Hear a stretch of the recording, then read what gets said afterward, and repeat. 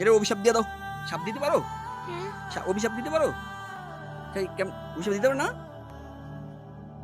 কয়ে দাও আল্লাহ তোমার বিচার করবো, কয়ে দাও এটাই অভিশাপ। হ্যাঁ কয়ে দাও আল্লাহ তোমার বিচার করবো, কও। অভিশাপ কও আল্লাহ তোমার বিচার করবো, কও।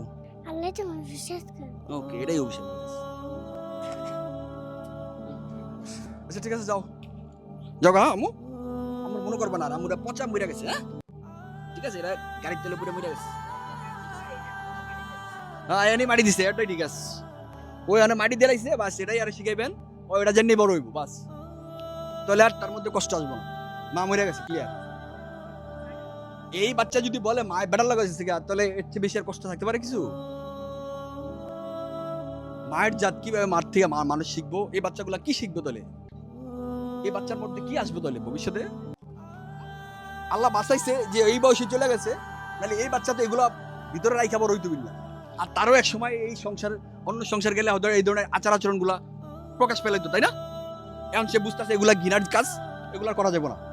কে এগুলা করা যাবো? আম্মু যে ভুলগুলো করছে তোমরা এগুলো করবা বড় হইলে?